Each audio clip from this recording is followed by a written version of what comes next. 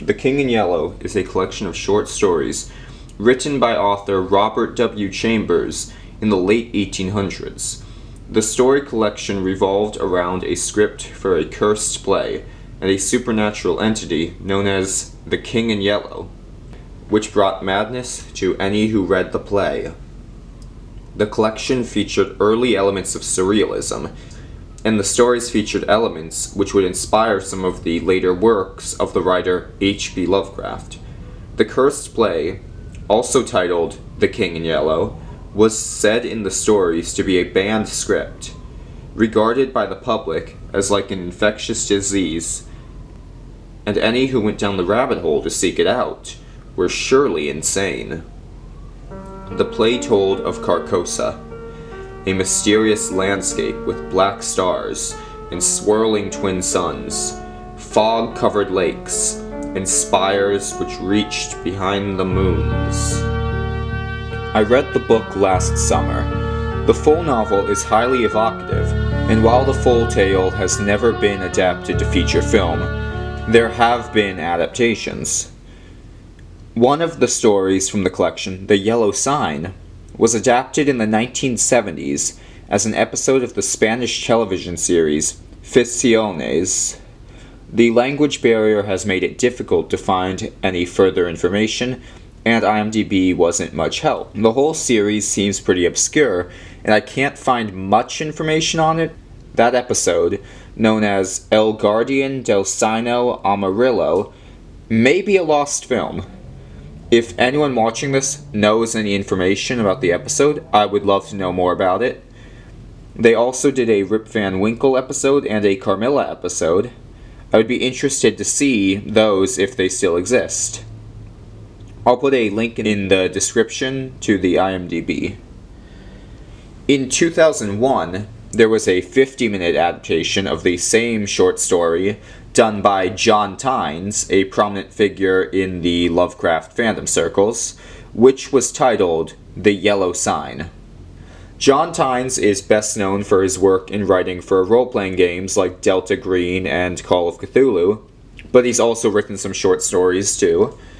I had originally planned to watch his film and do a review of it for this video, but it seems the DVD release is in short supply these days, and I wasn't able to find a used copy of it for anything less than $50.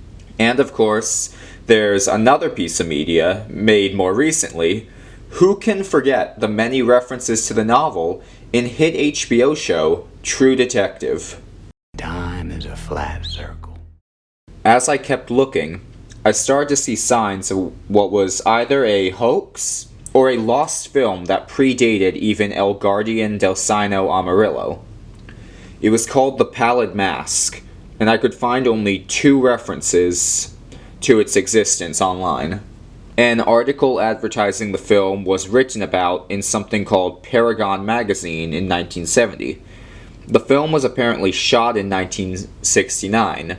The issue of the magazine also featured a book review for the Necronomicon, so I was hesitant to believe that this article about a movie based on The King in Yellow was anything more than a joking hoax.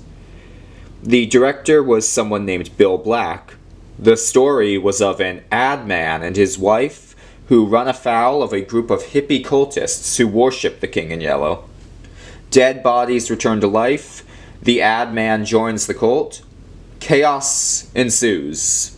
Something about the black and white photographs made me believe, though, that this had to be more than a joke.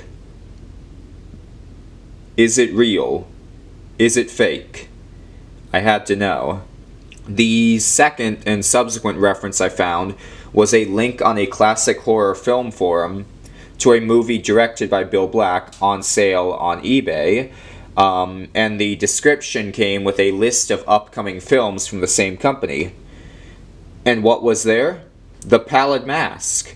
So it was real, and apparently in production for about 60 years? I actually managed to get in contact with Bill Black, and he seems like a very nice man.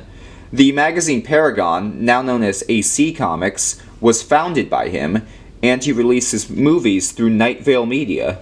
The Night Vale website didn't just sell original movies, but releases of classic films in the genre of horror, action, jungle adventure, and western films. Bill Black also did some work as an inker for Marvel Comics back in the 1970s. Anyway, after I contacted him, Bill Black sent me some information, as well as some black and white photographs from the set of The Pallid Mask. I'll display the photos now. What follows is what he told me about The Pallid Mask.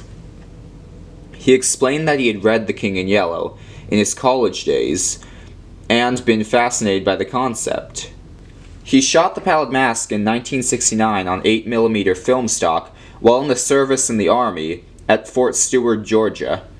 The plot involves a young couple, played by himself and his wife Rebecca, who, while traveling through a remote section of Georgia, stop to take pictures in an abandoned train station. There they are confronted by a group of hippie-like weirdos, one of which, a young blonde girl, steals their car. Following down the country road, they find their car outside a dilapidated building. The keys are missing. When they go inside to retrieve the keys, they discover a group of cultists performing a strange ceremony. The car thief girl is on an altar surrounded by hooded worshippers who seem to be performing a human sacrifice. Terrified, the couple hide in an adjoining room, hoping not to be discovered. But the ceremony goes on for hours. The husband finds an old book, The King in Yellow, and passing the time begins to read it as arcane mumblings are heard from the room beyond. The wife falls asleep. Upon awaking, she finds her husband missing. Peering through a crack in the wall, she sees that he has joined the occult practitioners, and, insane as it sounds, he is now part of the ritual. She becomes horrified when she hears her husband volunteer her as the next sacrifice. Realizing that her husband has gone mad, she gets free of the building and, sobbing incoherently, stumbles down the road away from the madness. This was during the Vietnam War, and he had formed friendships with other like-minded troops who had also been drafted. A captain, a fellow filmmaker who befriended Black, ignored regulations that said not to fraternize with enlisted men, and was an important part of the production. He did camera work on the scenes Bill Black was in, and his wife was one of the depot hippies. The others in the cast were more of his army buddies. The blonde girl was the teenage daughter of a colonel. Bill Black made another film, titled The Loss of Truth and Innocence, which he described as most definitely an anti-war film. The daughter of an army general in command of the base actually acted in the film in secret, and also acted in The Pallid Mask as one of the hooded worshippers, and that sounds like a crazy story.